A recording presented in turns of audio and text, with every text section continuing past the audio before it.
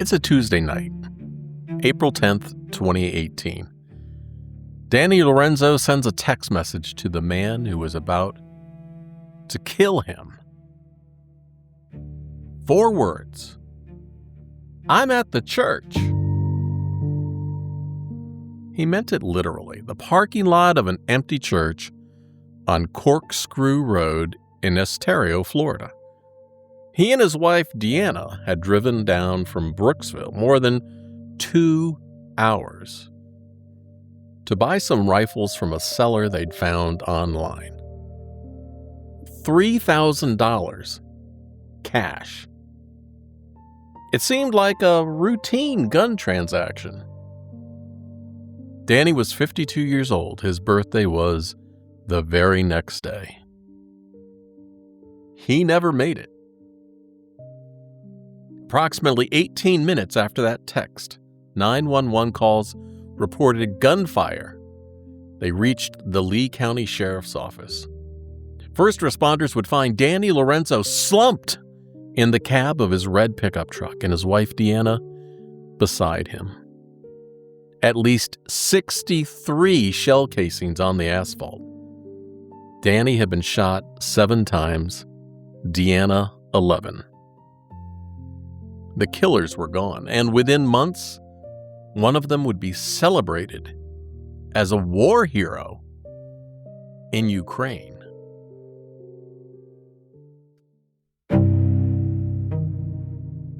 I'm Steve Rode, and you're listening to True Crime Cases You Haven't Heard. This story is about 2 things that almost never appear in the same sentence. A brutal contract murder in Florida and foreign war. It's about a man who killed 2 people for $3,000, fled to a war zone, and fought his way into the Ukraine national mythology. It's about how a country at war decided this man was a hero worth protecting. And it's about what happened when the United States finally came to collect. There is no good guy in the American legal system angle to this story. There's a brutal double murder.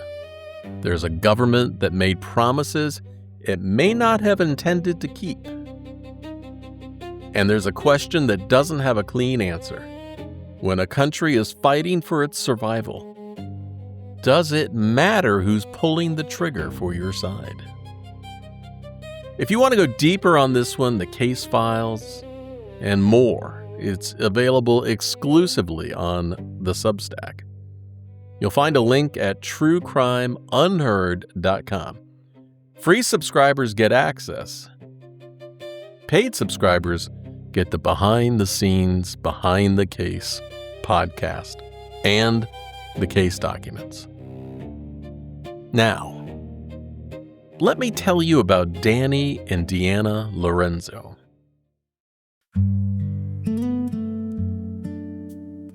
Seraphin Danny Lorenzo grew up in a family that believed in service.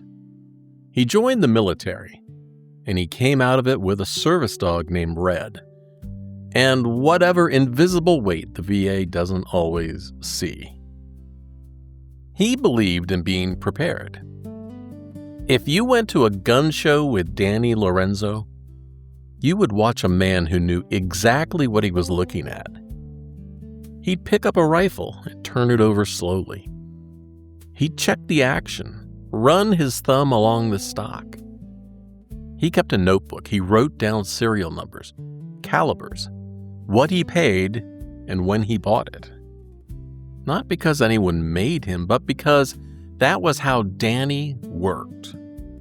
Everything in order. Everything accounted for. He had a side business, buying firearms, refurbishing them, reselling them. He also flipped property. But look, he wasn't wealthy, but he was resourceful. The kind of man who always had something going, something he was working on, something he was building. Let's be honest here. He was the kind of man who would show up. If you texted him, he texted back. If you needed a ride, he was there. If someone was in trouble, Danny Lorenzo didn't look away. His wife, Deanna, had her own story that started long before Florida. You see, she grew up on a farm in Woodward, Oklahoma. Flat land, hard work, the kind of upbringing that doesn't leave room for drama. After high school, she joined the Marines, served honorably, came out with the discipline and the directness that military service either gives you or strips away. For Deanna, it gave. She moved to Florida, started working for the Department of Veterans Affairs as a case manager at the Veterans Center in Tampa. Her whole job was to find homeless veterans, people who had fallen through every single crack in the system, and get them help. She held professional certification in veterans healthcare. You see, this wasn't just a job for Deanna, it was a mission. If she saw a homeless vet on the street, she gave them her card. Call me. I will help you. Outside of work, Deanna quilted. She went scuba diving off the shore of Puerto Rico. She took a trip to Italy. She had 2 chihuahuas named Biscuit and Coco, and she called them her kids. Her sister, Angie, described her on camera for ABC News. Deanna dedicated her life to helping fellow veterans, and she married one of them. Danny and Deanna settled into what her sister called the quiet life. Southwest Florida, the kind of place where you can own land, have space, and stay out of the headlines. They had no freaking clue what was coming.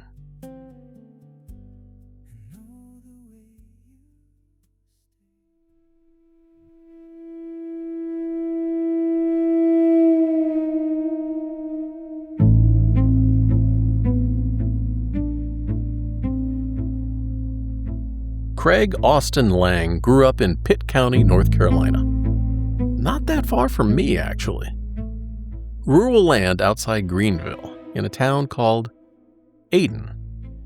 The kind of place where military service runs in families. And there aren't many other clear paths out. His childhood was not stable. Not at all.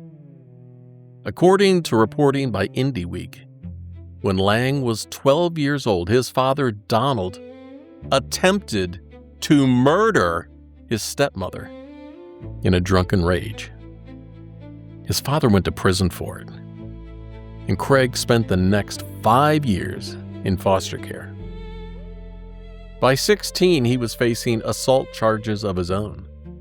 He eventually pleaded them down to disorderly conduct. He enlisted in the United States Army in 2008 from Aden. He served as an infantryman deploying to Iraq from September 2009 to August 2010 and to Afghanistan from October 2011 to July 2012. And during that last tour in Afghanistan, his Humvee was hit by an improvised explosive device. The blast left him partially deaf in one ear and severed nerves in his brain, leaving him with partial blindness in his left eye.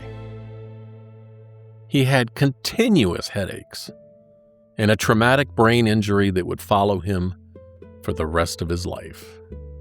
Oh, and no surprise, he was also diagnosed with PTSD. On July 13, 2013, the day after his son was born, Lang went AWOL from Fort Bliss in El Paso, Texas. He drove to his wife's residence in Harnett County, North Carolina. According to her testimony, he arrived with a gun and threatened to kill her neighbors and family members. A protective order was already issued against him a month earlier, after he had threatened her life. In an interview with Vice, he later said, "Hey, I told my commanders repeatedly I was going to murder her." He was arrested by SWAT at his parents' house in Aden, and he was discharged from the Army in 2014. After the Army, he worked on an oil rig in North Dakota. Lost that job. Had no direction. Had an identity built entirely around being a soldier. And no war to put it in. So, he found one. In 2015, Russia had already annexed Crimea. The Donbass was at war. Volunteer fighters from around the world were flowing into eastern Ukraine to fight alongside Ukrainian forces against Russian-backed separatists. Lang joined them. He was one of the first Americans to go, years before the full-scale invasion would make it a global cause. He embedded with Right Sector, a Ukrainian nationalist paramilitary organization, and he fought in the Donbass region. He built a reputation as a fearless soldier. His commander in the Georgian National Legion would later describe him as a very good soldier who never had any inclination to Nazism or racism. He believed in the cause. He also had a Ukrainian girlfriend, later his wife, and eventually 2 children. He was, by several accounts, genuinely good at the war biz. He was not good at peace. By 2017, the fighting in Donbass had slowed. Lang left Ukraine and he didn't go home. He went looking for another war. He and a young soldier named Alex Zwiefelhofer traveled to Kenya, trying to cross into South Sudan to fight. They were detained near a town called Naras, deported, and sent back to the United States. It was a failure. But it told you something about Craig Lang's operating principle. If there wasn't a war in front of him, he'd go find one. By early 2018, Lang was back in the United States. He was broke. He was restless. And he connected to Zwiefelhofer. Zwiefelhofer was from Bloomer, Wisconsin. He was younger than Lang, but barely into his 20s. He came from a family with deep law enforcement roots. His father, Jared, was chief of police in Bloomer. And the irony of that will come later. Zwiefelhofer had enlisted in the Army in 2015 and gone AWOL the following year at age 19. He tried to join the French Foreign Legion, and he was rejected. Then he made his way to Ukraine and joined Right Sector. And that's where he met Lang. A West Point Combating Terrorism Center publication would later conclude that Zwiefelhofer was likely more attracted by adventure than far-right ideology. He was young and aimless and drawn to the most dangerous thing he could find. By the time Zwiefelhofer reconnected with Lang in early 2018, he was already a fugitive. You see, he'd been deported from Kenya the year before, and FBI agents searched his phone at the Charlotte, North Carolina airport. They found child sexual abuse material. Jeez. He was charged with 5 counts of sexual exploitation of a minor. He had fled Wisconsin while those charges were pending, and he had nowhere legitimate to go. Lang had a plan. He wanted to fight in Venezuela against the Maduro government, which he saw as another front in the same ideological war he'd been fighting in Ukraine, but he was broke and needed money. And Zwiefelhofer, the son of a small-town police chief already on the run, had a very specific search in his internet history that investigators would later recover.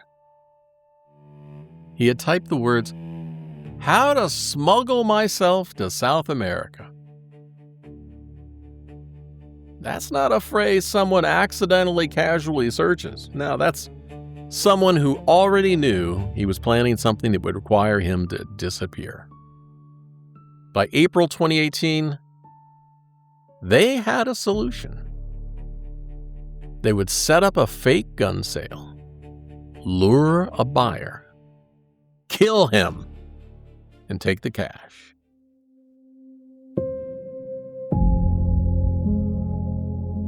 On approximately April 5th, 2018, Lang and Zwiefelhofer checked into a La Quinta Inn near Miami. They had the outline of a plan, and they needed a victim. Zwiefelhofer posted weapons for sale on Arms List. It's a firearms marketplace. He listed approximately 15 firearms, and he priced them to sell. $3,000 takes all. Danny Lorenzo saw the listing and reached out. Remember, he was the veteran. He was a gun refurbisher. 15 rifles for $3,000 was exactly the kind of deal he knew how to evaluate. So he made arrangements to meet the seller. That's all Danny thought he was doing. That's when the planning got specific. Lang and Zwiefelhofer's planning, not Danny's. According to evidence presented at trial, Lang and Zwiefelhofer were not improvising. They changed their proposed meeting location multiple times because they were looking for a specific kind of place. Dark, no cameras, no witnesses. They chose the parking lot of an empty church on Corkscrew Road in Estero, Florida, and they agreed on a time. Danny texted someone before they left, "I have cash on hand. Mine is a sure deal." He and Deanna loaded up the red truck and drove more than 2 hours south from Brooksville.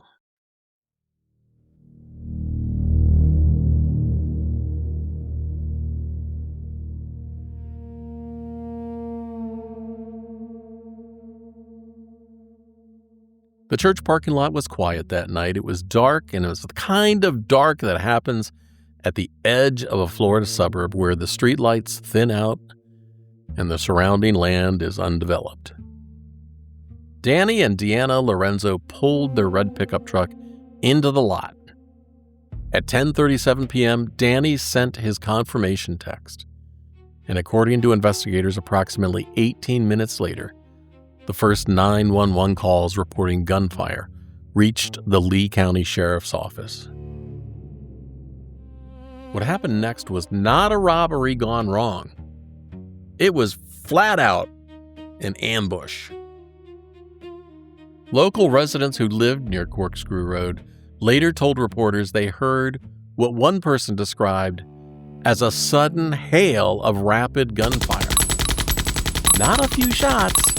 It was sustained fire, the kind of shooting that happens when people have come prepared to kill efficiently and completely. Federal prosecutors would later describe the weapon used as a machine gun, a fully automatic firearm, a weapon to kill. When it stopped, the red pickup truck was riddled with bullet holes. Investigators recovered at least 63 shell casings from the asphalt. 63! Danny Lorenzo was shot 7 times in the head and lower body. His wife, Deanna, took 11 rounds in the head, the neck, and the abdomen. Both were dead at the scene. The killers took the cash that Danny had brought, the $3,000, and they, whoosh, disappeared. Deanna's sister Angie would later tell ABC News, "She was scared. I know she had to be." And she also said, "I still have my moments and sometimes I just break out and cry." The first investigation was local, the Lee County Sheriff's Office. The murders were brutal. The victims had no known enemies, and within days, it was clear to investigators that whoever had done this wasn't from Florida.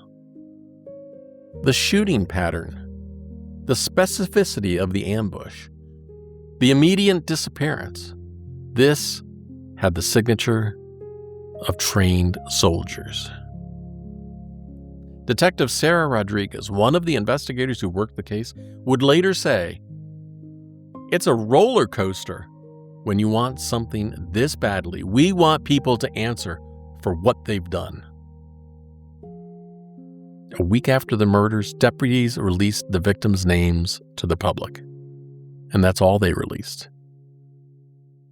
They were, as one local reporter put it, staying very tight-lipped.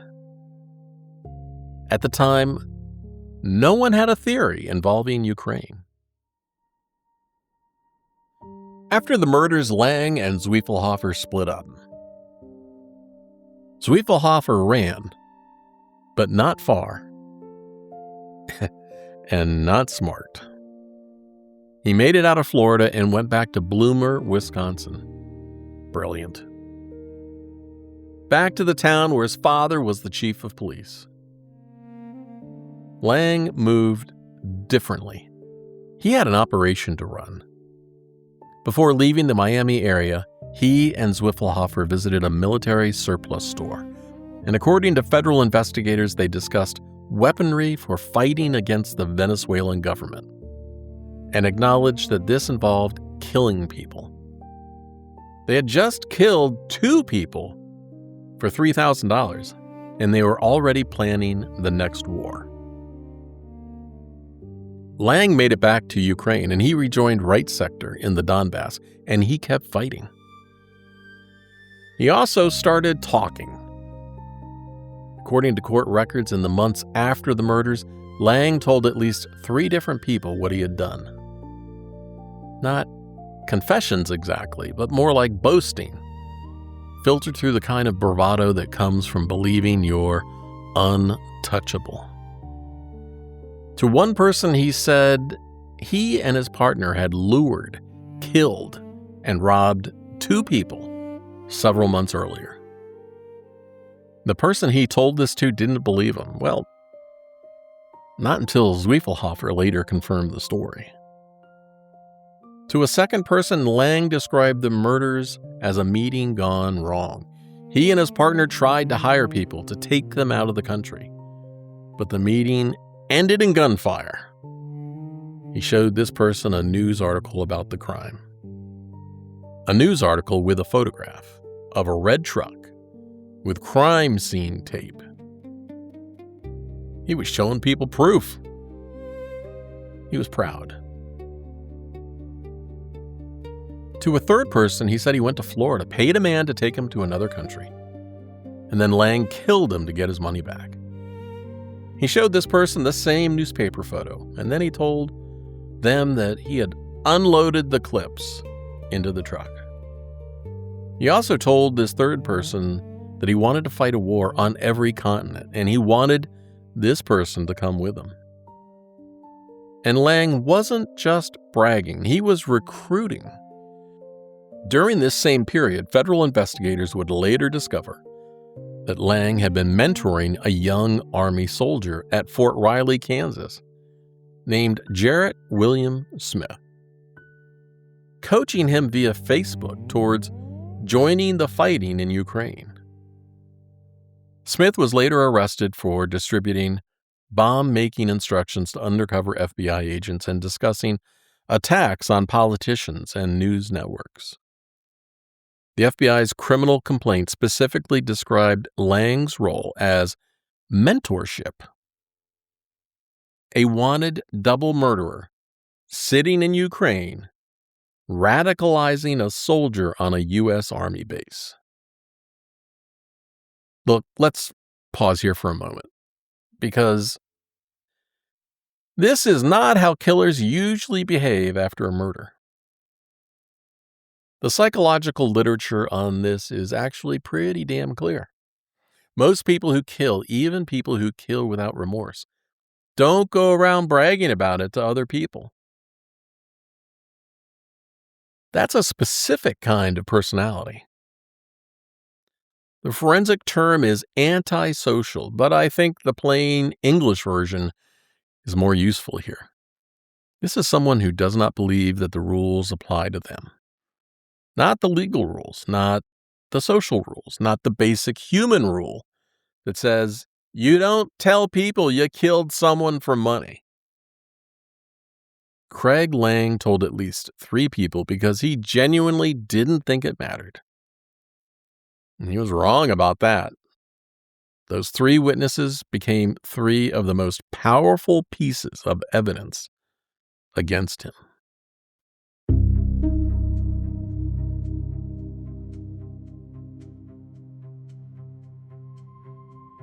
Federal investigators identified Craig Lang and Alex Zwiefelhofer as suspects in the Lorenzo murders. The trail wasn't complicated. They traced the arms list posting to Zwiefelhofer's phone and connected it to Lang.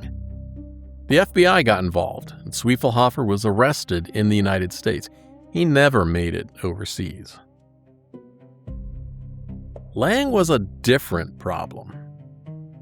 He was in Donbass, fighting, building a life, building a reputation.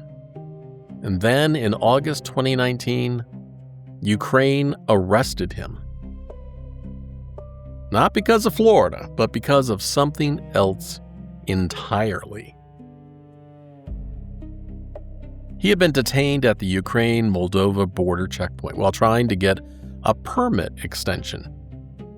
He had told a judge he'd come back to help Ukraine, and he asked to stay so he could marry his Ukrainian girlfriend. And the United States saw its opening.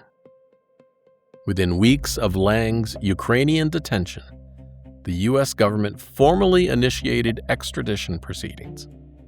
A federal grand jury in Florida returned an indictment on December 4th, 2019, and that's when this case became something no one had anticipated. Because Craig Lang, wanted for double murder in Florida, had become a legitimate war hero in Ukraine.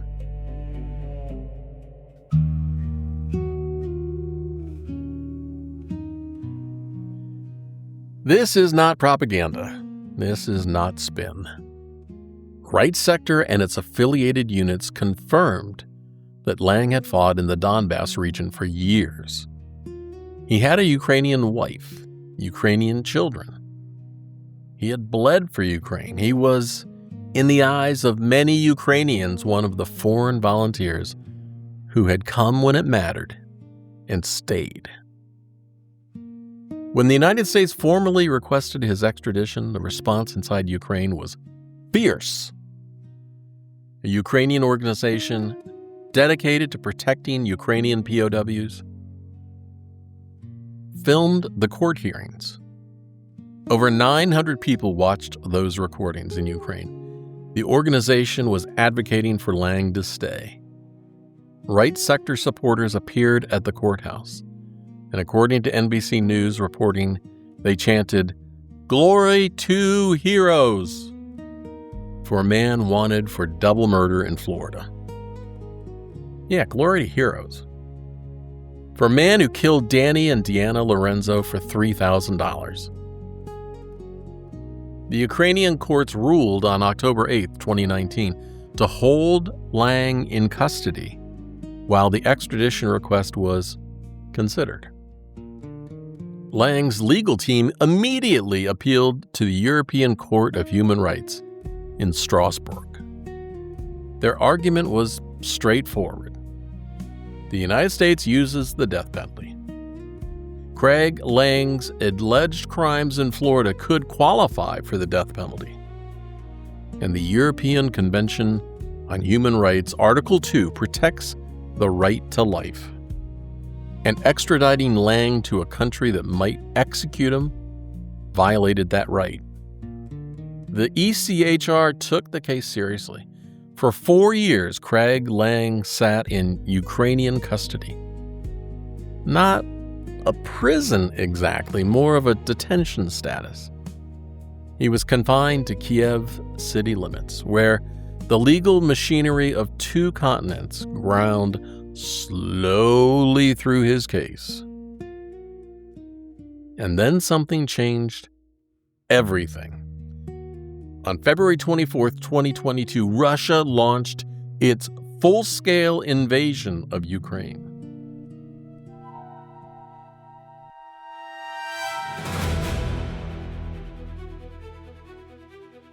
The world as we knew it changed in February 2022. For Ukraine, it was an existential crisis. For Craig Lang, it was something else. It was a second chance. He contacted Dragon, his old right sector connection, and according to The Intercept's reporting, Lang said, "My country is under attack. I have to do something." Within days, he had rejoined Ukrainian forces fighting in Irpin, one of the hardest-fought suburbs of the capital, where Russian armored columns were pushing towards Kiev. Lang was assigned to a special forces unit with other foreign veterans, and he participated in ambush operations against Russian convoys. Combat footage circulating online showed him in the field with a unit called Task Force Pluto. Contract documents obtained by The Intercept showed that Lang formally signed with the Special Forces of the Marines of the Armed Forces of Ukraine in March 2022. And then in July, he signed a second contract with the International Legion. An FBI agent confirmed in May 2022 that Lang was actively fighting with Ukrainian territorial defense forces against Russian forces. He was again a soldier at war,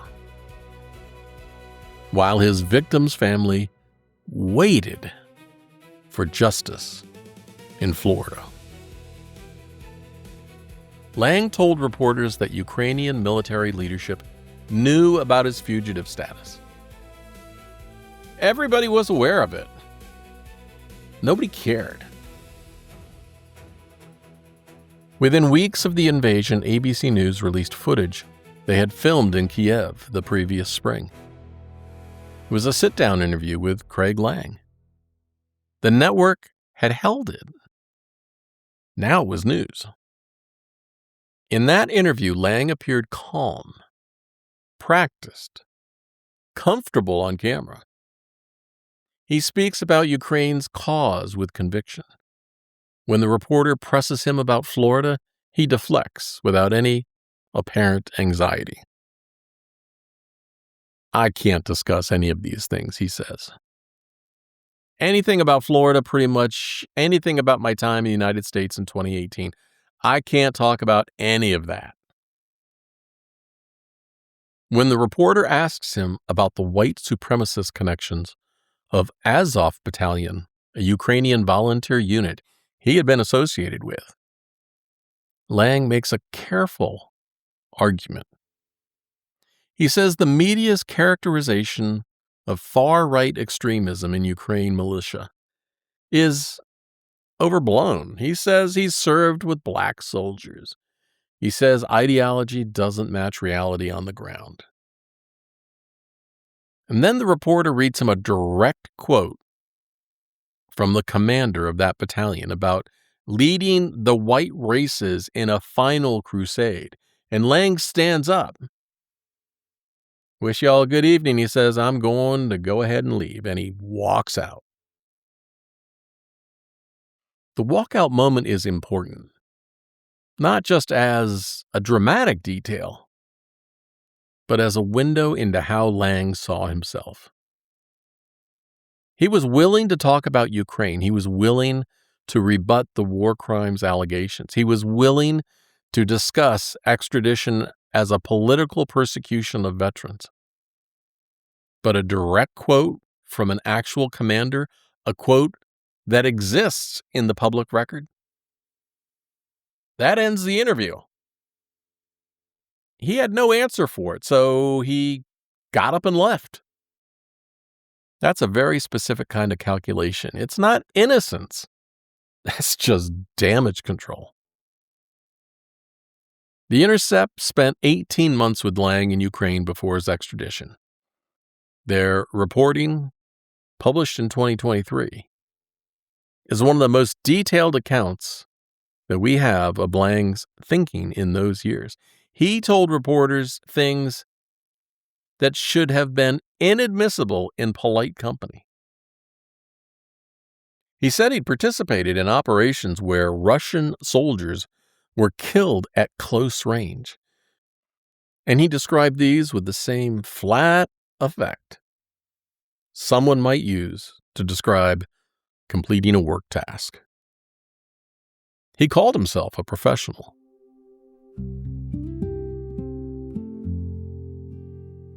Let's put the brakes on for a second. You've just listened as a wanted killer became a celebrated combat veteran. Fight for years in a war zone, sign military contracts with the Ukrainian armed forces, and give a national television interview while a double murder warrant sat on his record. And that's where we are. And here's what's coming. The deal the United States made to get Lang back. What happened in the courtroom when he tried to hold them to it. And what the jury decided. This is the kind of case that doesn't let you settle into a clean narrative. The case files and the Behind the Case podcast, well, all of that is available in my Substack, and you can reach that by subscribing at truecrimeunheard.com. It's free to subscribe.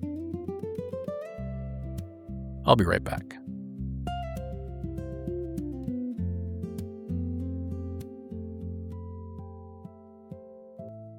To get Craig Lang back to the United States, the government had to make promises. Look, let's be honest. This is how international extradition works.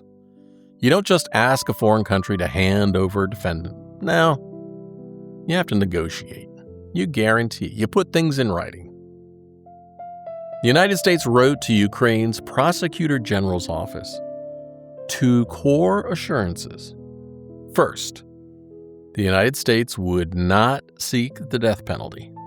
And second, they described what a negotiated outcome might look like. And according to the court record, the U.S. told Ukraine that if Lang entered a plea agreement, the estimated sentencing guideline would range between 292 to 365 months of imprisonment. That's approximately 24 to 30 years. Not life, not consecutive life sentences, 24 to 30 years.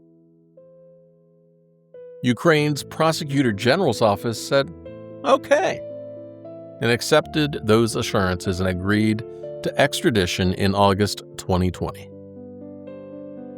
No surprise, Lang's team appealed to the European Court of Human Rights, and for 3 more years the case sat in Strasbourg. On November 9th, 2023, the ECHR denied Lang's application. Ukraine had run out of legal avenues to protect him. So in May 2024, nearly 6 years after the murders, Craig Lang was extradited from Ukraine to the United States. He was 34 years old, and he arrived in Florida, where the judge was waiting. He faced charges in 3 separate federal districts: Florida for the murders, North Carolina for passport fraud and identity theft, and in Arizona for passport misuse.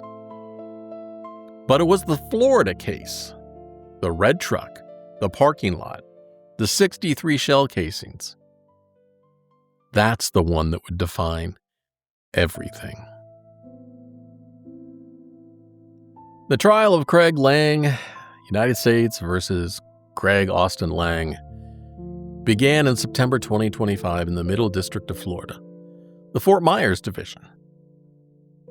Before the trial began, something happened that doesn't get told. In June 2025, approximately 3 months before his trial was scheduled to begin, Craig Lang tried to plead guilty. He offered a global plea. He was willing to admit to the murders. In exchange, he wanted to be sentenced within the range that the United States had described to Ukraine. That 292 to 365 month window, 24 to 30 years. The United States rejected that offer. Lang's attorneys filed a motion asking the court to enforce the sentencing assurances that had been made to Ukraine, and the argument was straightforward. The U.S. told Ukraine that this was the deal. The ECHR relied on those assurances when it upheld extradition. And Lang was willing to plead guilty to honor that framework. The U.S. should be bound by what it promised. The judge denied the motion without prejudice, meaning it wasn't foreclosed forever, but it was denied. The court found the motion premature because Lang had not yet been tried or convicted. So the trial proceeded. Alex Zwiefelhofer had already been tried and convicted separately by a jury after a 2-week trial on March 8, 2024. Court documents suggest that during his own proceedings, he upped his role in describing what happened. Neither man tried to minimize their involvement when the record was being made. The government presented the 3 witness statements to which Craig Lang had boasted about the murders.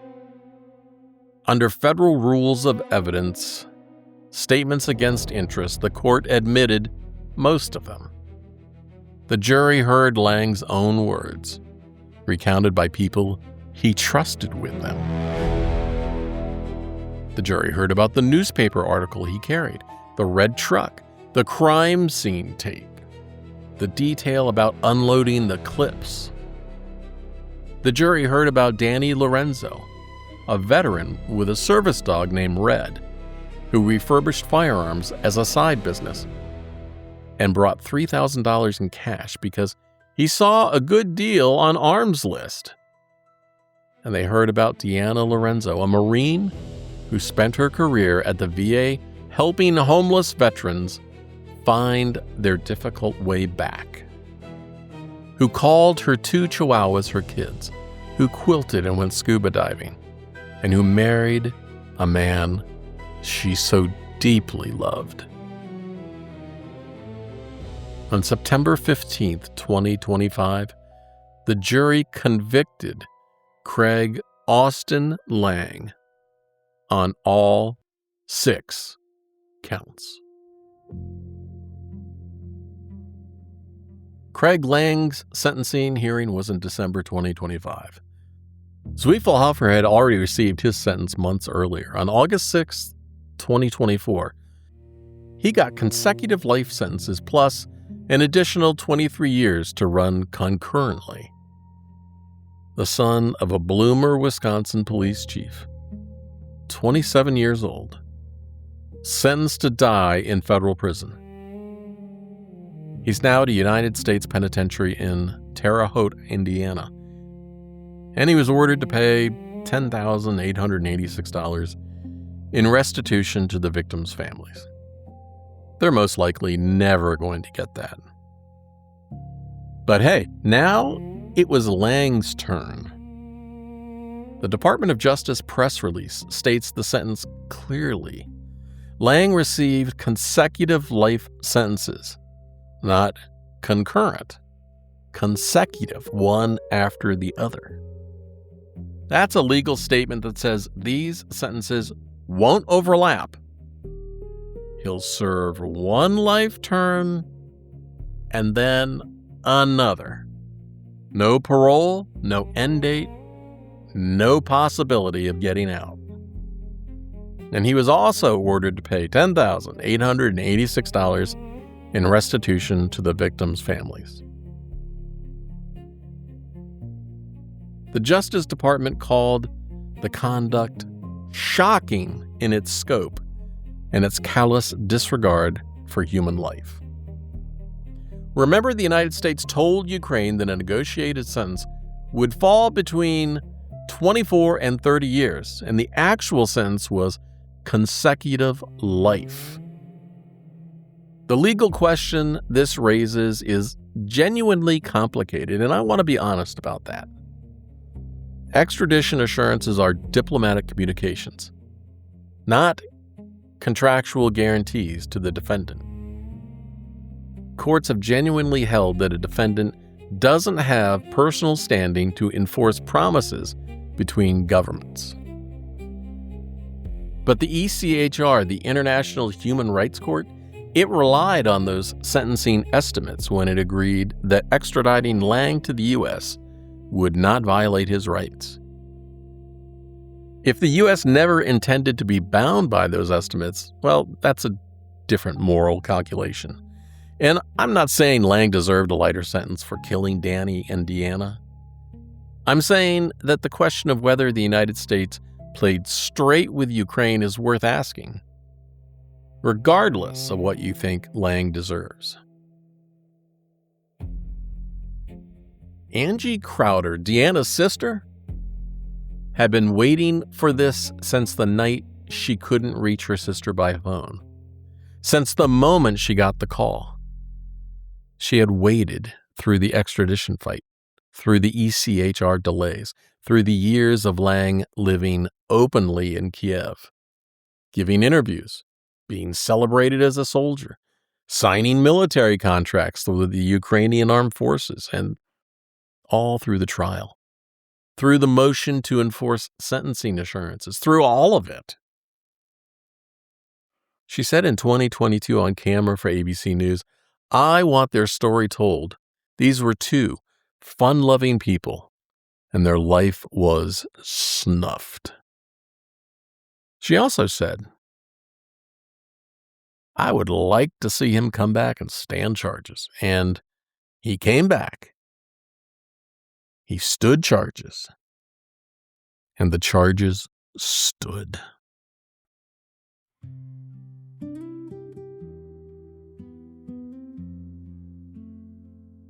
Among the charges both Lang and Zwiefelhofer were convicted on was a violation of the Neutrality Act, a 1794 law that makes it a federal crime for an American citizen to enlist in or furnish material support to a military expedition against a country at peace with the United States. The Venezuela plan, the reason they killed Danny and Deanna, was, in the government's view, exactly that. A law from George Washington's presidency applied to two men who killed a Florida couple to fund a war they never reached. I've thought a lot about what the Craig Lang case means beyond the facts. And I keep coming back to a tension that I don't think resolves cleanly. He killed two people in cold blood for $3,000. That fact is not ambiguous. The evidence is overwhelming.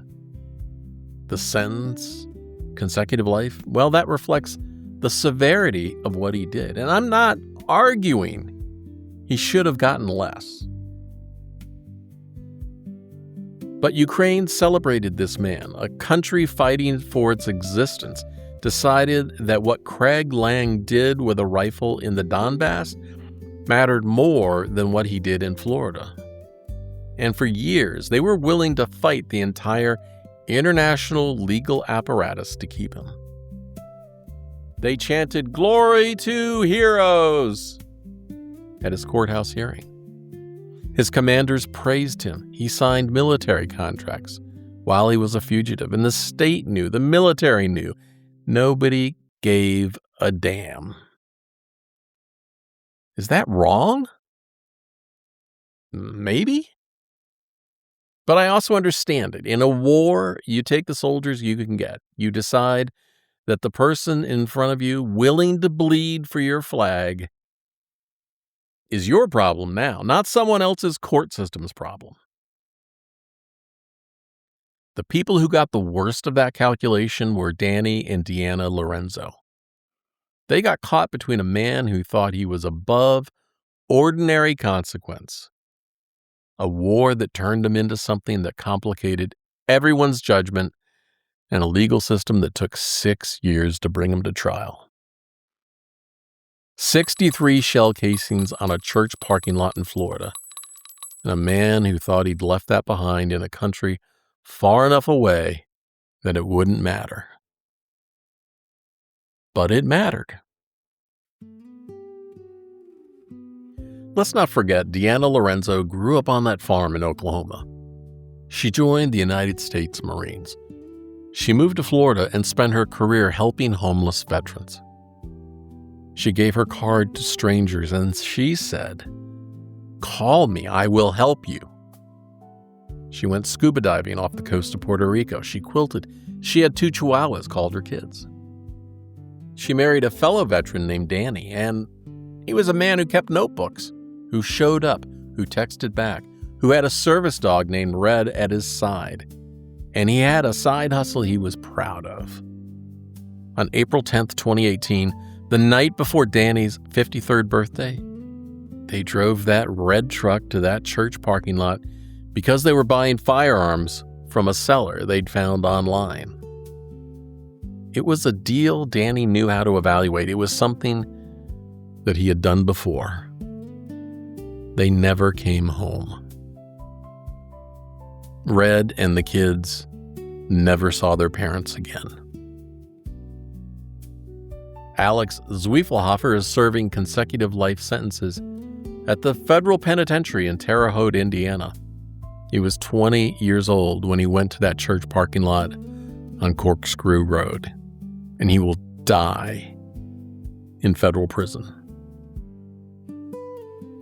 His father, that police chief of Bloomer, Wisconsin, watched his sentencing on camera. Craig Austin Lang is serving consecutive life sentences in a federal correctional facility. The war in Ukraine that he had fought in, that he believed in, it continues without him. The country he bled for had sent him back when a court finally told them they had no choice. So, this is what I do here. I tell the story. Their names were Serafin Danny Lorenzo and Deanna Lorenzo. They were 2 fun-loving people, and their life was snuffed.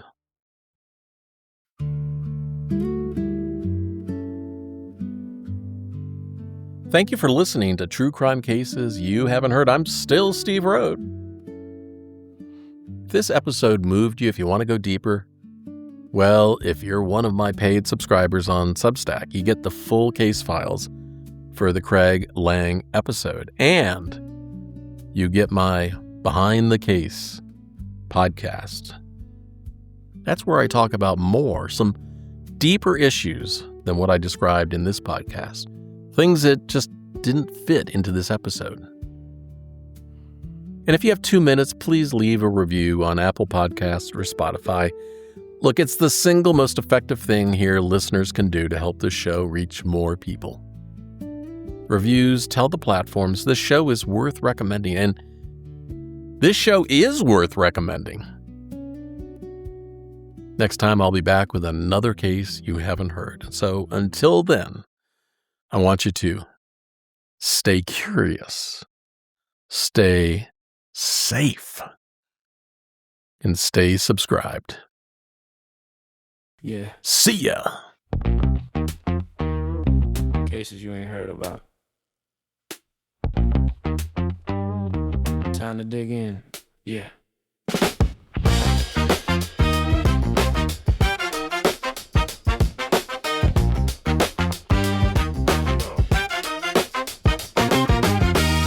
Folders full of federal files, court documents stacked for miles.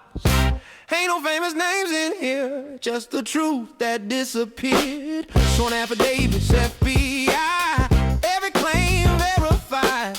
No speculation, no disguise, just the facts before your eyes.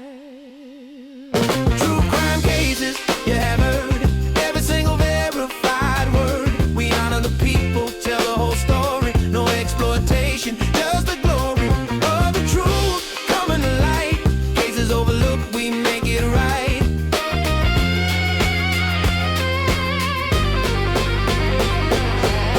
Victims ain't just plot devices, not just names, not just crisis. Families deserve the dignity, stories told with integrity. 30 years I walked this road, investigations heavy load. From the dispatch desk to the mic, getting every detail right. True crime cases, you have heard every single verified word. We honor the people, tell the whole story. No exploitation, just the glory of the truth coming to light. Cases overlooked, we make it right.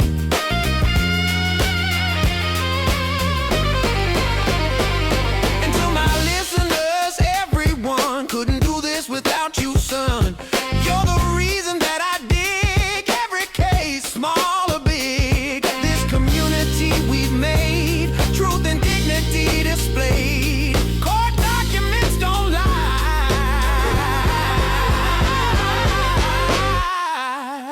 and neither do I. True crime